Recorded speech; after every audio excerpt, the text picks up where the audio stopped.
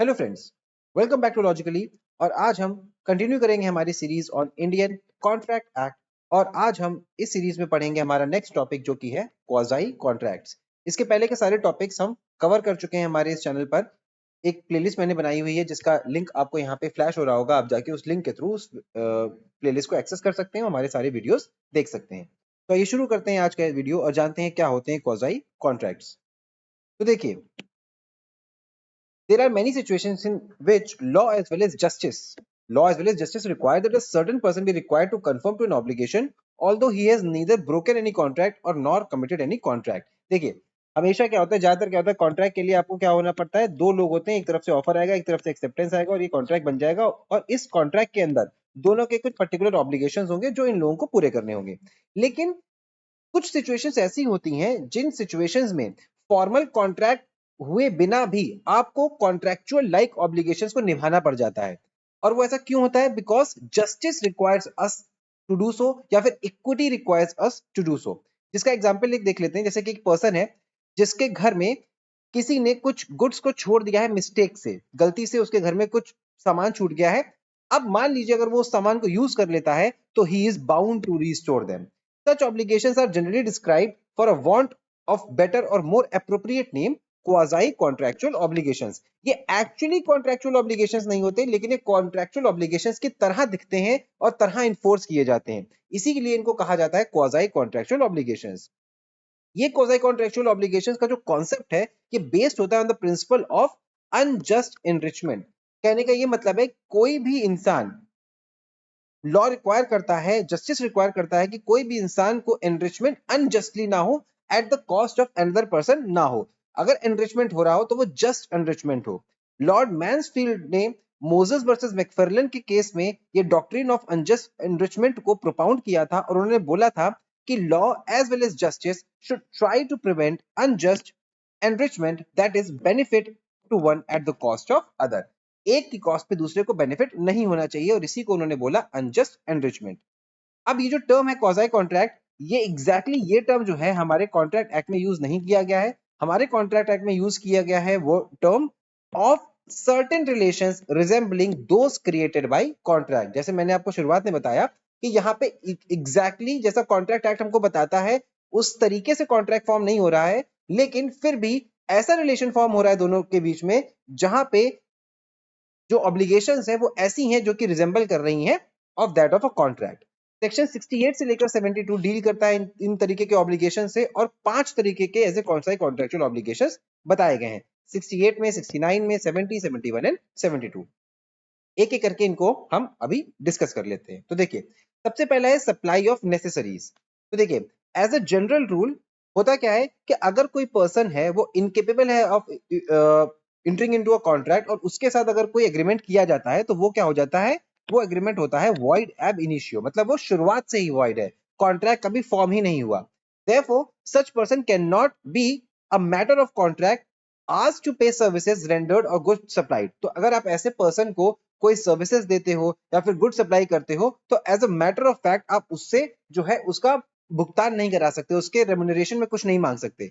लेकिन सेक्शन 68 जो है वो एक तरीके से इसका एक्सेप्शन का काम करता है और ये कहता है कि if a person incapable of entering into a contract और anyone whom he is legally bound to support is supplied by another person with necessaries suited to his conditions in life, the person who has furnished such supplies is entitled to be reimbursed from the property of such incapable person। मतलब ए ने क्या किया कि ए ने B को ए ने B को जो कि लुनेटिक था उसको नेसेसरीज सप्लाई की जो कि सुटेबल है for his conditions in life, इसके जीवन के लिए, इसके रहने के लिए, इसके मेंटेनेंस के लिए, इसके सस्टेनेंस के लिए। अब यहाँ पे ये जो बी को सप्लाईज मिली हैं, इसके बदले में A is entitled to get reimbursement from बीज प्रॉपर्टी। बी की जो प्रॉपर्टी है उससे उसको रीइंबर्समेंट मिलेगा। ऐसे ही मान लीजिए ए है, बी है और बी की वाइफ सी है। C is an insane person, sorry, B is an insane person and B cannot support C, जिसकी रिस्पॉन्सिबिलिटी है C को सपोर्ट करने के लिए। यहाँ पे A जो है वो B के बिहाफ पे C को नेसेसरी सप्लाई कर रहा है which are suited for her conditions to the life. Now यहाँ पे जो है ए जो है he is entitled to get reimbursement from बीज प्रॉपर्टी। तो सेक्शन 68 कहता है कि अगर नेसेसरी सप्लाई की जा रही है टू एनी ल्यूनेटिक पर्सन या फिर माइनर पर्सन जो कि इनकेपेबल है of entering into a contract, तो उस पर्सन को, वो जो पर्सन है जो सप्लाई कर रहा है, उसको रीइंबर्समेंट मिल सकता है। मिल सकता क्या? मिलेगा। अगला है सेक्शन 69। सेक्शन 69 कह रहा है पेमेंट बाय इंटरेस्टेड पर्सन। इसमें ये कहा जा रहा है कि मान लीजिए ए पर्सन है और बी पर्सन है और सी पर्सन है। यहाँ पे सी पर्सन को पैसा देने की जिम्मेदारी बी की है, किसी केस में मान लीजिए, ठीक है। लेकिन बी पैसा नहीं दे रहा है और बी की जगह ए पैसा दिए दे रहा है सी को। यहाँ पे A must be an interested person. तो अगर ए इंटरेस्टेड पर्सन है और वो बी की जगह सी को पैसा दे रहा है, तो बी जो है he will be bound to restore that money to A। अब A इंटरेस्टेड पर्सन कैसे हो सकता है? फॉर एग्जाम्पल B मान लीजिए एक लैंडलॉर्ड था, C मान लीजिए A मान लीजिए टेनेंट था जो कि B की जगह पे रह रहा है, और C जो है वो गवर्नमेंट है जिसको कुछ टैक्सेस देने थे B को। अगर B टैक्सेस नहीं देता तो वो प्रॉपर्टी चली जाती। नाउ A ने B की जगह पे वो पैसा C को दे दिया, तो यहाँ पे क्या हुआ? यहाँ पे जो B है जो कि इनिशियली रिस्पॉन्सिबल था वो पैसा देने के लिए, वो पैसा अब जो है वो ए को उसको देना होगा।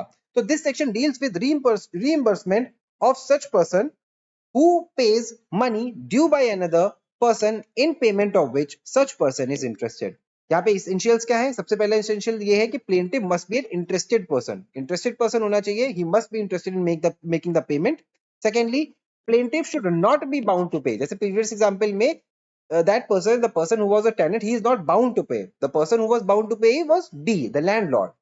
C, defendant should be under legal compulsion to pay, as was B in the previous case in example, and plaintiff should have made the payment to other person and not to himself. वो अपने आप को payment नहीं करा हुआ होना चाहिए, वो किसी और पर्सन को पेमेंट करे। ये पॉइंट जो है वो इंपॉर्टेंट है। अब हम आगे बढ़ते हैं और बढ़ते हैं सेक्शन 70 की तरफ। सेक्शन 70 कहता है liable to pay for non gratuitous act. For example, A जो है वो बी के दरवाजे पे कुछ सामान गलती से छोड़ देता है। बी जो है वो उन सामान को यूज कर लेता है, और ए ने ये जो सामान छोड़ा था वो ग्रेटिटुअसली नहीं छोड़ा था, वो नॉन ग्रेटिटुअसली छोड़ा था, गलती से छोड़ दिया था। ना अगर बी इस सामान को यूज कर लेता है तो लेटर ऑन बी जो है वो ए को पैसा देने के लिए बाउंड होगा, because it was a non gratuitous act.